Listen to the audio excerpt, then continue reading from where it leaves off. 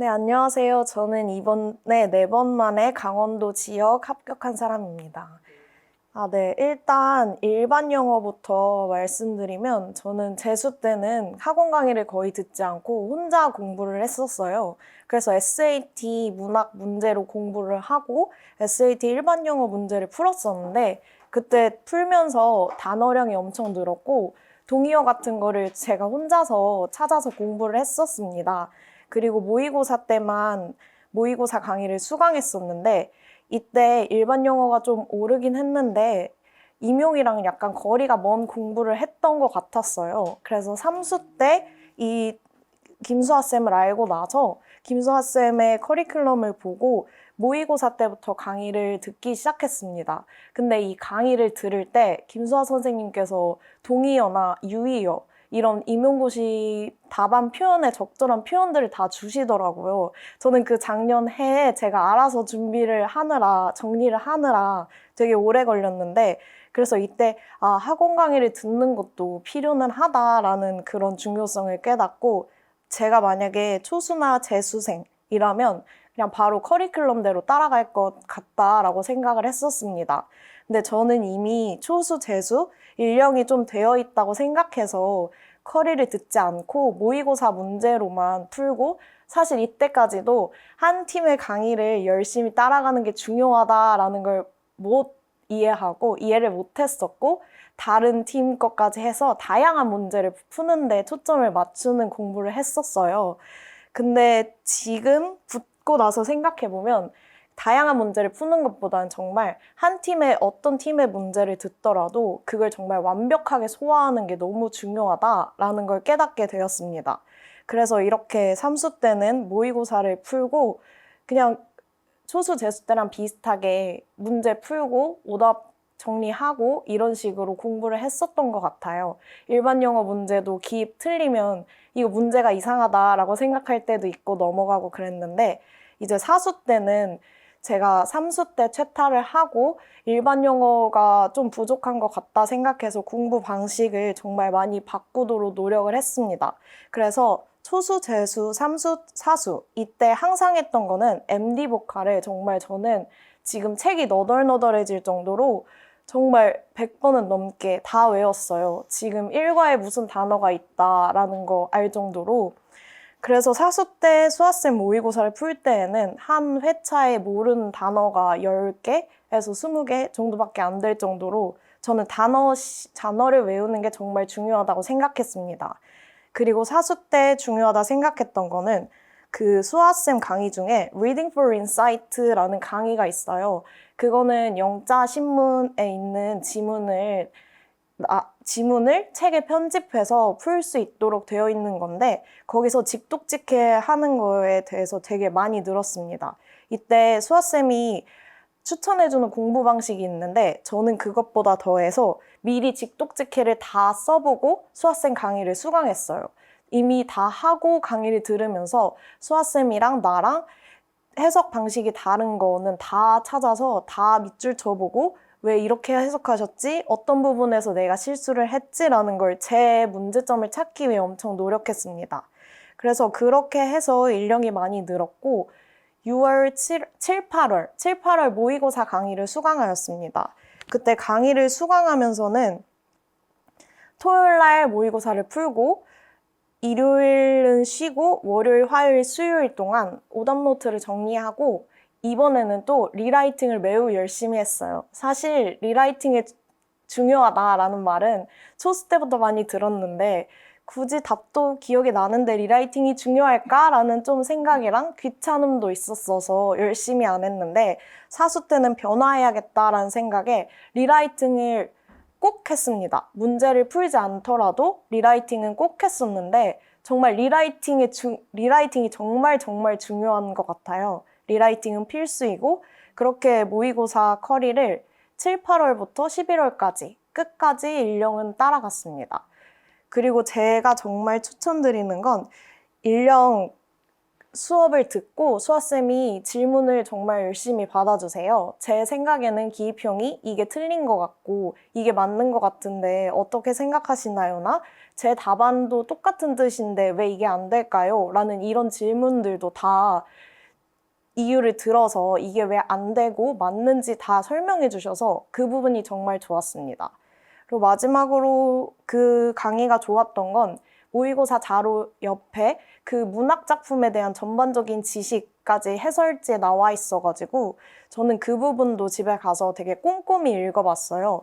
그래서 그 부분을 읽으면서 이 작품이 혹시나 나오면 내가 맞출 수 있겠다라는 생각을 했는데 올해 운 좋게 나와가지고 그때도 보자마자 아, 이거네? 그때 키워드 뭐였는데? 라고 보자마자 되게 빨리 풀 수 있었습니다. 그래서 1년은 그렇게 공부를 했습니다. 다음으로는 영어교육학. 영어교육학은 보통 뭐 기출이 매우 중요하다라는 게 있어서 초수 때만 강의를 찾아 들었고 재수, 삼수, 사수 때는 강의는 모의고사 강의만 들었습니다. 그래서 마지막에 최탈 후 네 번째에서는 다른 그냥 기본서를 읽었고 그 이후에는 기출 분석을 철저히 했습니다. 기출 분석은 2002년부터 2008년까지 객관식 기출도 굉장히 꼼꼼히 분석했습니다. 그리고 이 7, 8월 모의고사를 들으면서 또 답안 연습도 굉장히 꼼꼼하게 할 수 있었어요. 라이팅 세미나도 되게 어떤 키워드가 좋은지 이런 걸 설명해 주셔서 되게 좋았습니다. 그리고 사실 처음에는 문제가 약간 기출이랑 조금 다르지 않나? 라는 생각이 들었는데 그걸 2년 동안 들으니까 이게 왜 이런 문제를 내셨는지 알 것 같아요. 기출에서 변형된 문제라서 그 개념이 있으면 그 기출 문제도 풀 수 있기 때문에 그리고 최시연쌤은 강의가 정말 좋으셔서 그 강의를 듣고 기본 개념을 정리하는 용도로 모의고사를 활용했습니다. 그리고 마찬가지로 질문을 되게 잘 받아주셔서 연교론에는 특히 헷갈리는 개념이 많잖아요. 교수법도 다 비슷비슷하고 차이점이 뭔지도 모르는데 그걸 정말 맨날 여쭤봐도 질문을 다 대답해 주셔서 너무 좋았습니다. 또한 카페에서도 그런 질문을 찾아보면 그게 제가 궁금했던 부분이 다 있기 때문에 저는 이 최 팀의 제일 장점이 질문이랑 소통이 굉장히 잘 되는 점이라고 생각했습니다. 마지막으로 영어학 공부는 그 유명한 신텍스, 트포, AP 같은 원서를 정말 이것도 엄청 많이 읽었어요. 저는 꼼꼼하게 정독을 엄청 하는 스타일이 아니라 되게 빠르게 여러 번 읽는 걸 좋아해서 트포도 그냥 빠르게 여러 번, AP도 여러 번 이런 식으로 읽었습니다. 그래서 여기서 가장 추천드리는 건 최진호 선생님께 상담을 받는 걸 매우 추천드려요. 최진호 선생님은 저의 문제점에 대해 정말 깊게 고민해 주시고 저의 공부 방향에 대해서도 구체적으로 마인드맵까지 그려서 추천을 해주세요. 그래서 저의 성격적 단점까지도 저는 많이 덜렁거리고 실수가 있는 편입니다. 할 때 문제를 왼쪽 손으로 가리고 가지수를 세면서 문제를 읽고 그런 식으로 풀어라 라고 정말 구체적인 방법까지도 조언을 해주셨습니다. 따라서 저는 2월쯤에 무조건 상담을 받고 자신의 문제를 정말 다 솔직하게 얘기하고 공부 방향을 추천받는 것을 정말 추천합니다. 그리고 영어학에서 도움이 되었던 건 저는 문제를 많이 풀어보라는 조언을 얻어서 3문제씩 맨날 영어학 문제를 푸는 걸 했습니다. 이걸 정말 5월부터 11월 끝날 때까지 계속 기출 분석하면서도 3문제는 항상 무조건 풀었어요. 그래서 많은 문제를 접하다 보니까 이번 시험에서도 물론 최진호 쌤 모의고사에서 풀었던 문제들이 다 나와서 그래서 그냥 편하게 아 이건 이런 스타일이지 이건 이런 식이었지 하면서 문제를 풀 수 있었습니다. 그리고 원서는 계속 읽었고 신텍스 그리고 최진호 선생님 강의 중에서는 카니 신텍스 이 강의를 정말 추천드려요. 정말 여기에 자료도 엄청 잘 나와 있고 신텍스가 어려운데 이걸 들으니까 카니 신텍스 이해가 잘 돼서 정말 그 강의는 듣는 것을 추천합니다. 그리고 기출문제도 기출문제 강의는 2년 동안 들었어요. 제가 영어하기 부족하다고 생각해서 기출문제는 정말 꼼꼼하게 챙겼는데 기출문제를 듣고 거기서 또 최준우 선생님이 변형 문제를 주세요. 그래서 그 변형 문제를 다시 풀어보는 활동으로 복습을 진행했습니다. 네, 2차 준비는 저는 1차 때 컷에서 소수점으로 붙어서 되게 2차에서 뒤집어야 된다라는 생각이 강했어요. 그래서 1차 합격 발표가 난 날에도 전혀 기쁘지 않았고 오히려 이거 희망 고문 아닌가라는 생각에 정말 우울하게 계속 2차 준비를 했던 기억이 있습니다. 그래서 2차 학습 방법에 대해 되게 잘 드릴 수 있을 것 같습니다. 그래서 우선 수업 실현에 대해서 말씀드리면 강원도는 지도안을 안 쓰고 구상 15분, 수업 실현 15분이기 때문에 구상 연습이 매우 중요해요. 구상을 13분 안에 끝내야 마지막에 머릿속으로 시뮬레이션을 돌리고 들어갈 수 있습니다. 따라서 저는 구상 연습을 매우 열심히 했습니다. 이 구상을 하기 위해서는 기출 2017년부터 2023년까지 비포로 기출문제를 2차를 다 뽑아 놓는 것입니다. 뽑아 놓은 다음에 한 개년도씩 하나씩 구상을 해보면 전체 수업의 흐름을 알 수 있습니다. 결국은 저희가 수업 시험 때 하는 게 마지막 라이팅 활동을 위해 앞에 활동을 하는 경우가 많아요.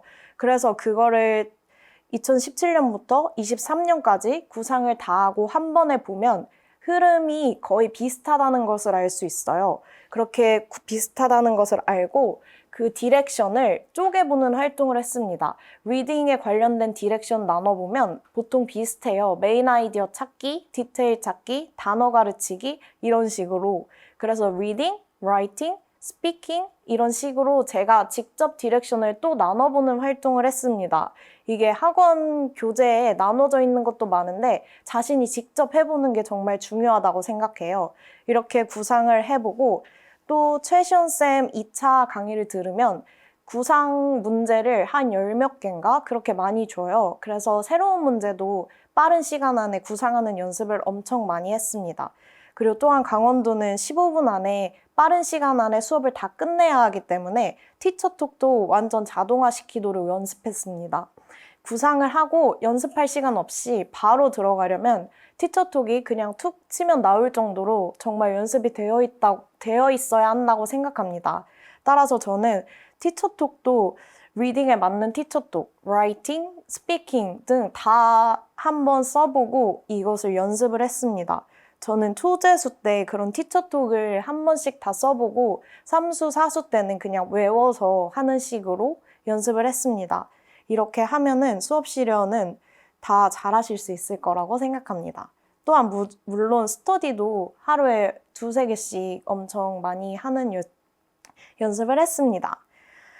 그리고 면접도 저희가 강원도는 원래 시책 위주로 나오던 면접이었는데 올해 평가원 지역으로 바뀌어서 면접 공부 방식을 좀 달리 했습니다. 작년에는 시책을 딸딸 외웠다면 올해는 전 지역 기출문제는 저는 다 풀어봤습니다. 저는 지금 뒤집어야 하는 상황이기 때문에 남들보다 잘해야 본전이다 라고 생각해서 저는 정말 경기, 서울, 다른 평가원 지역 그냥 역대 기출문제를 정말 다 풀어봤습니다. 다 풀어보고 비슷한 거는 암기 카드에 적어서 그런 분류를 해서 제가 항상 들고 다니면서 외웠습니다.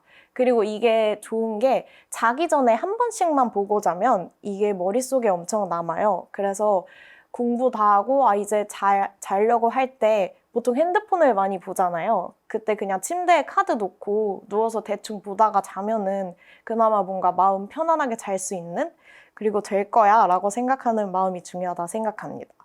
그리고 평가원은 즉답형이 되게 중요한데 강원도는 15분 동안 말해야 되니까 저는 즉답형을 5분 동안 답변하는 연습을 했습니다. 저는 이번에 면접에서 별로 감점이 안 됐는데 저는 이번 강원 면접을 10초를 남기고 끝냈어요. 그래서 저는 즉답형에서 굉장히 구체적으로 말한 게 도움이 되었다고 생각합니다. 평가원 즉답형 연습하는 방법은 저는 즉답형 문제만 다 모아서 뽑아놓고 1분 동안 구상하는 연습을 했어요. 즉답형은 제시문은 주어지고 그 앞에 구상형 문제하면 1분 정도 시간이 남겠다라고 생각해서 즉답형 1분 동안 A 선생님, B 선생님의 장단점 이런 걸 미리 다 적어두고 저는 면접장에 들어갔습니다.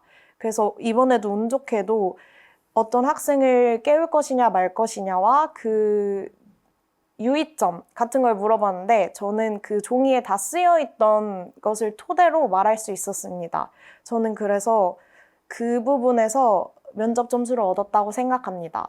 또한 강원도는 15분을 채워야 하니까 구체성이 매우 중요하다고 생각해요. 그래서 저는 예시를 들 때에도 학생들을 위한 프로젝트 수업을 하겠습니다. 이후에 예를 들어 첫 번째 단계, 두 번째 단계, 세 번째 단계까지 하고 효과, 유의점까지 다 말을 했습니다. 그렇게 10분을 채우고 마지막에 즉답형에서 5분을 채웠던 것 같습니다. 저는 좀 진부할 수 있지만 정말 긍정적으로 생각하는 마음이 가장 중요하다고 생각합니다. 그리고 현재 선생님들이 안 되고 있다고 해서 부족한 게 절대 아니라고 생각해요. 부족한 게 아니라 아직 때를 못 만난 것이다 라고 생각합니다. 그리고 제가 강의 중에 들었던 말 중에 가장 마음에 와닿았던 게 선생님이 현재 노력하고 있는데 이게 발전이 안 보인다고 해서 발전을 못하고 있는 게 아니다. 발전하고 있는 거다라는 말이 되게 와닿았습니다. 지금 현재 다들 단어 하나라도 외우고 있는데 그게 실력이 절대 퇴보하고 있는 게 아니에요. 1년 뒤에 점수가 낮아졌다고 해도 어쨌든 실력은 상승한 것이라고 저는 생각합니다. 따라서 이렇게 항상 긍정적으로 생각하는 마음이 정말 중요하다고 생각했습니다. 그리고 한 가지 중요했던 것은 저는 계획적으로 움직이는 사람이 아니라서 항상 다른 선생님들은 되게 계획적으로 꾸준히 하는데 나는 왜 하루는 엄청 많이 하고 하루는 공부 한두 시간밖에 못하고 일어나 하고 자책하는 순간이 많았습니다. 그래서 저는 최소한의 것을 하는 것을 목표로 정했습니다. 제가 오늘 공부를 못하더라도 최소 단어 암기는 하겠다라고 정해서 저는 MD 복화는 정말 하루도 빠짐없이 외웠습니다. 최소한 단어 시험은 맨날 보겠다. 답을 베끼는 한이 있더라도 그것은 하겠다. 그리고 미뤄도 끝내고는 자겠다라는 마음을 먹었습니다. 만약 제가 모의고사 분석을 이번 주 월요일까지 하기로 했는데 그날 못 끝내면 적어도 다음 주까지는 무조건 그런 최소 데드라인은 무조건 정해놓고 그거는 지키도록 했습니다. 아까 말씀드렸던 영어학 세 문제 푸는 것도 정말 영어학 세 문제 풀기가 너무 싫은데 공부가 안 되는 날, 슬럼프를 겪는 날이 있잖아요. 그래서 울면서라도 그냥 그것만 해도 잘한 거다라는 마음을 먹고 최소한의 것을 하는 마음이 중요한 것 같습니다. 그리고 정말 저도 뒤집었으니 모두들 다 뒤집을 수 있을 것이라고 생각합니다.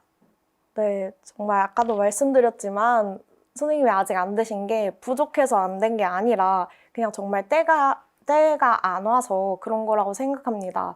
각자 다른 사정이 있고 정말 실패해서 좌절할 수 있을 텐데 정말 저도 포기만 안 하면 붙는 시험이다 라는 말을 많이 들었거든요.